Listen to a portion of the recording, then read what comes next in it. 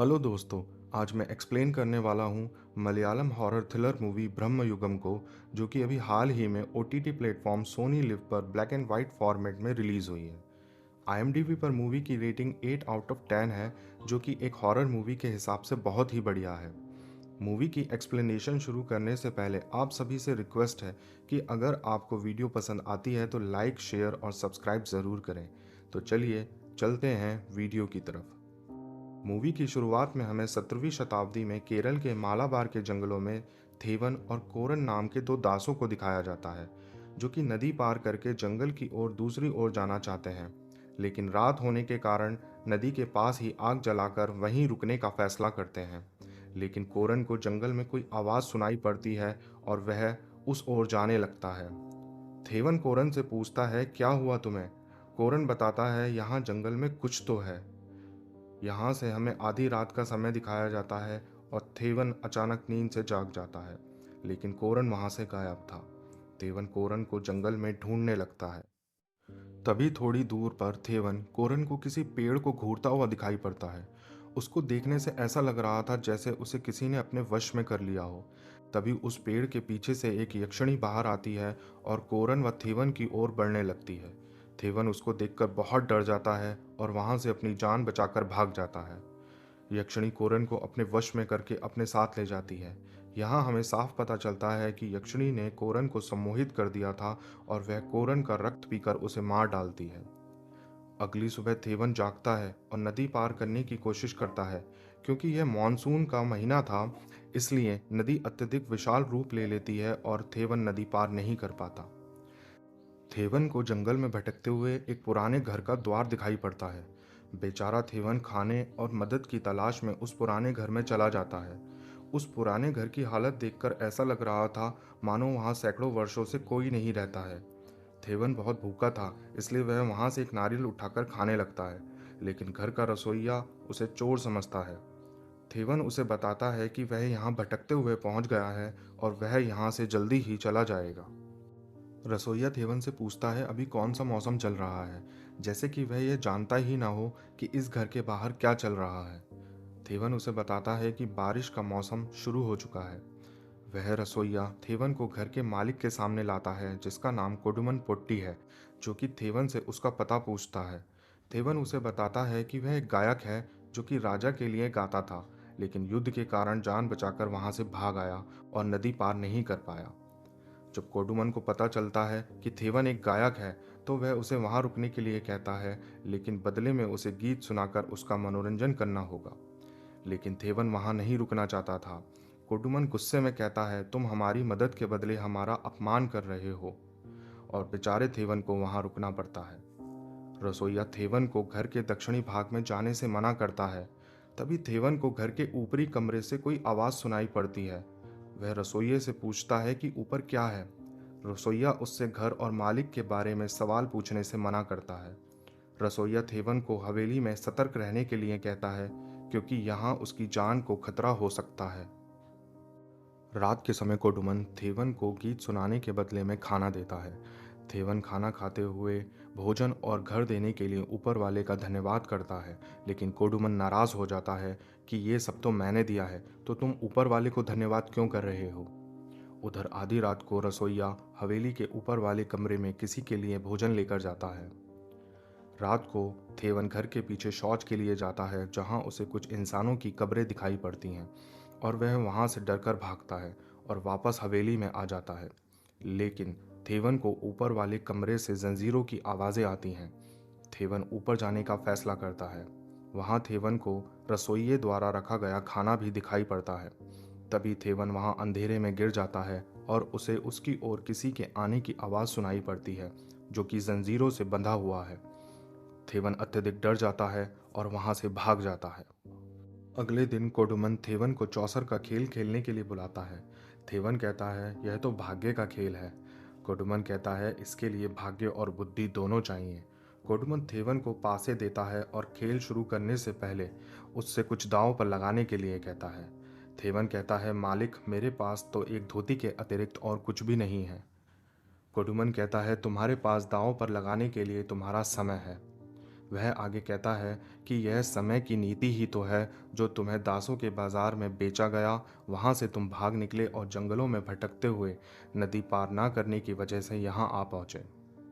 ये सभी सुनकर थेवन चौंक जाता है कि ये सब आपको कैसे पता। कुडुमन आगे कहता है, तुम अपना समय दांव पर लगाओ।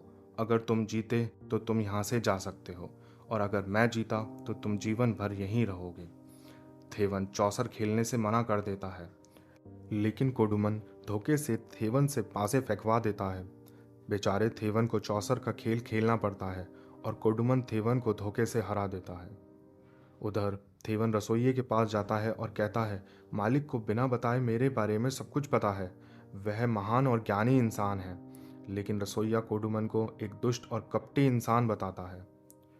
रात के समय कोडुमन और थेवन भोजन कक्ष में होते हैं। कोडुमन थेवन से कहता है, भोजन खाओ। अगर तुम कमज़ोर हो गए तो तुम्हारी माँ पारो को बहुत दुख होगा। थेवन को यह सुनकर अजीब लगता है, क्योंकि उसने कभी भी अपनी माँ के बारे में कोडुमन को बताया ही नहीं था। कोडुमन थेवन से यह भी कहता है कि रसोइये की बातों पर यकीन मत करना। तुमसे पहले यहाँ एक नौकर रहता था। इस रसोइये ने उसको भटका दिया और वह पूरे दिन इधर उधर घूमता रहता था, चिल्लाता रहता था। थेवन पूछता है, मालिक वह नौकर अब कहाँ है? कोडुमन बताता है, वह नौकर पागल हो गया था तो मैंने स्वयं उसको मार डाला और उसे घर के दक्षिणी भाग में दफन कर दिया। तभी वहाँ रसोइया आ जाता है। कोडुमन रसोइये से भोजन के बारे में पूछता है। रसोइया कहता है, आपने सारा भोजन खत्म कर दिया है, अब रसोई में खाने के लिए कुछ भी नहीं बचा। कोडुमन इस पर बहुत ज़्यादा गुस्सा हो जाता है और इसे अपना अपमान समझता है। वह रसोइये से कहता है, क्या तुझे मौत से डर नहीं लगता? कोडुमन अपनी शक्ति का प्रयोग करके रसोइये को मारने की कोशिश करता है। यह देखकर थेवन बहुत डर जाता है। कोडुमन रसोइये को मार ही डालता अगर थेवन उसको रोकता नहीं तो। डरा हुआ थेवन रसोई घर में रसोइये से पूछता है कि कोडुमन पोट्टी कौन है और वह मेरी माँ के बारे में कैसे जानता है। मुझे सब कुछ जानना है। तब रसोइया उसे बताता है कि तुमसे पहले यहाँ एक नौकर और नर्तक रहते थे जिनको कोडुमन ने पागल करके मार दिया और मैंने उन्हें घर के पीछे दफना दिया। रसोइया थेवन को बताता है कि कोडुमन पोट्टी महान मांत्रिक चुडलन पोट्टी का वंशज है।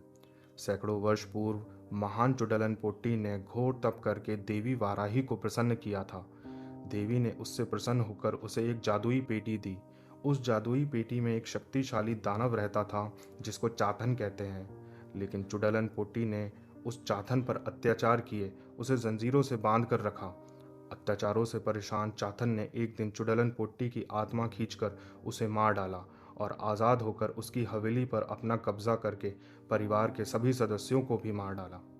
अंत में इस परिवार के अंतिम सदस्य कोडुमन पोट्टी चाथन को समाप्त करने आए। उन्होंने चाथन को पकड़कर इस घर के ऊपर वाले कमरे में बंद कर दिया। थेवन कहता है कि मैंने भी ऊपर के कमरे में चाथन को देखा था। रसोइया थेवन को रात में सतर्क रहने के लिए कहता है। उसी रात थेवन उसी यक्षिणी और कुडमन पोट्टी को एक साथ देख लेता है और बहुत ज़्यादा डर जाता है। एक दिन थेवन रसोइये को हवेली के पीछे कब्र खोदते हुए देखता है। थेवन को लगता है कि वह यह गड्ढा उसके लिए ही खोद रहा है।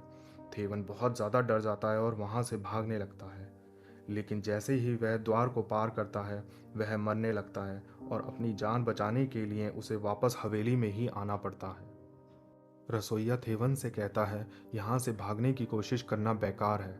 यहाँ पर रहकर इंसान अपने आप को भी भूल जाता है। वह थेवन से पूछता है कि तुम्हें याद है कि तुम यहाँ कब से रह रहे हो? थेवन कहता है, कुछ दिनों से ही। लेकिन रसोइया उसे बताता है कि उसे यहाँ रहते हुए कई महीने गुजर गए हैं। तब थेवन को एहसास होता है कि वह अपना और अपनी माँ का नाम तक भूल चुका है। थेवन रसोइये से पूछता है कि मुझे क्या हुआ है। तब रसोइया थेवन को ऊपर के कमरे में लेकर जाता है और थेवन को बताता है कि वह कब्र उसके लिए नहीं बल्कि इस घर के मालिक कुडमन के लिए थी।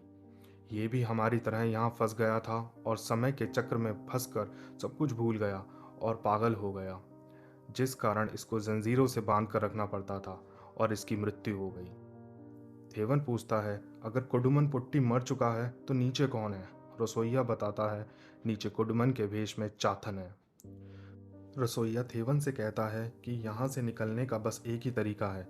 इस हवेली में अन्न भंडार के नीचे एक गुप्त कमरा है जिसमें एक दीपक हमेशा जलता रहता है। हमें वह दीपक बुझाना होगा जिससे चाथन कमजोर हो जाएगा और उसको हराना आसान हो जाएगा। लेकिन उस दीपक को बुझाने के लिए हमें उस कमरे की चाबी चाथन से लेनी पड़ेगी जो वह हमेशा अपनी कमर पर बांध कर रखता है। उधर चाथन रसोइये को धमकाते हुए थेवन के लिए गड्ढा खोदने के लिए कहता है क्योंकि थेवन की उपस्थिति अब उससे बर्दाश्त नहीं हो रही थी। दूसरी ओर रात में थेवन चाथन की असलियत जान चुका था, इसलिए वह मरने से पहले चाथन से उसका असली रूप दिखाने के लिए कहता है। लेकिन चाथन उससे मना कर देता है और उससे शराब लाने के लिए कहता है। थेवन शराब लाने रसोई घर में जाता है, लेकिन वहां रसोइये को ना पाकर वह निराश हो जाता है। उसे लगता है रसोइये ने उसको धोखा दिया और वह भाग गया। थेवन अपनी सुरक्षा के लिए चाकू लेकर वापस चाथन के कमरे में आता है और चाबी खोजने लगता है। लेकिन चाथन जाग जाता है और थेवन की आत्मा खींचने लगता है। लेकिन तभी अचानक चाथन थेवन को छोड़ देता है। उसको अजीब महसूस होता है। वह अपनी चाबी को देखता है जो उसके पास नहीं थी। एक्चुअली उसकी चाबी रसोइये ने निकाल ली थी जब वह उसको धमका रहा था, और रसोइये ने वह दीपक बुझा दिया था जिससे चाथन कमजोर हो गया था। रसोइया थेवन से कहता है कि दिन निकलने से पहले हमें चाथन को बहलाकर इस जादुई पेटी में बंद करना होगा, नहीं तो वह हमें मार देगा। वे दोनों चाथन को पकड़ने गुप्त कमरे में जाते हैं। रसोइया चाथन को बाहर आने का आदेश देता है। चाथन पूछता है कि तुम क्या चाहते हो। रसोइया चाथन से कहता है कि मैं तुझे समाप्त करके बदला लेना चाहता हूँ। चातन कहता है तो अब एक दास मुझे मारेगा। और यहाँ खुलती हैं इस मूवी की असली पर्दे। रसोइया कहता है कि मैं कोडुमन पोट्टी का पुत्र हूँ। चाथन कहता है यह असंभव है, मैंने कोडुमन के पूरे वंश को खत्म कर दिया था। रसोइया बताता है कि मैं उनकी एक दासी से जन्मा हूँ जिसके बारे में तुम्हें भी नहीं पता था। वे दोनों चातन को अत्यधिक घायल कर देते हैं जिससे वह कमज़ोर हो जाता है, और रसोइया चातन के हाथ से अंगूठी उतार कर उसे जला देता है। वह शरीर जलने के बाद असली चाथन बाहर आ जाता है और छिप जाता है। तब रसोइया चाथन को बाहर आने का आदेश देता है और कहता है अब से मैं तुम्हारा मालिक हूँ। थेवन यह सुनकर चौंक जाता है। रसोइया जो कि कोडुमन का बेटा था उस अंगूठी को पहनने की कोशिश करता है जिससे वह चाथन को अपने वश में कर सके और हवेली पर अपना कब्जा कर सके। लेकिन थेवन उसे अंगूठी पहनने से रोकता है क्योंकि उसको लगता है कि अंगूठी उसे बुरा इंसान बना देगी। वे दोनों लड़ने लगते हैं। अंगूठी वहीं गिर जाती है। चाथन छिपकर उन्हें देख रहा था। वे दोनों एक दूसरे को घायल कर देते हैं। अंत में थेवन अंगूठी उठा लेता है, लेकिन हवेली में आग लगने के कारण हवेली का एक हिस्सा उसके ऊपर गिर जाता है। सीन शिफ्ट होता है। थेवन को हवेली के खंडरों से बाहर जाते हुए दिखाया जाता है, लेकिन रसोइया उस पर हमला कर देता है। उनकी लड़ाई के बीच रसोइये को यह पता चलता है कि वह असली थेवन नहीं है, बल्कि थेवन के भेष में चाथन है, क्योंकि असली थेवन के बाएं कान में बाली थी, न कि दाएं कान में। यहाँ हमें चाथन के हाथ में अंगूठी भी दिखाई जाती है। उधर हवेली में थेवन मलबे में दबकर मर चुका था। रसोइया डर के जंगल में भाग जाता है और नदी पार करते समय उसके सामने पुर्तगाली सैनिक आ जाते हैं। वह सोचता है यह चाथन की चाल है और रसोइया सैनिकों पर हमला करने की कोशिश करता है, लेकिन वह सैनिक उसे गोली मार देता है और रसोइया मारा जाता है। जबकि दूसरी ओर चाथन को अंगूठी पहने हुए जंगल से गुजरते हुए दिखाया जाता है।